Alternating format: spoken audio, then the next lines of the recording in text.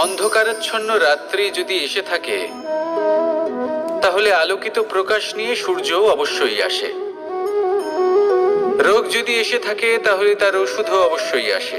সমস্যা যদি আসে, তাহলে সেই সমস্যার সমাধানও নিজে থেকেই আমাদের কাছে চলেই আসে।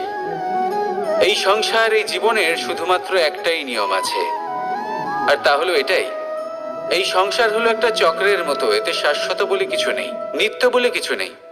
আর যা কিছুই রয়েছে সব বদলাতে চলেছে।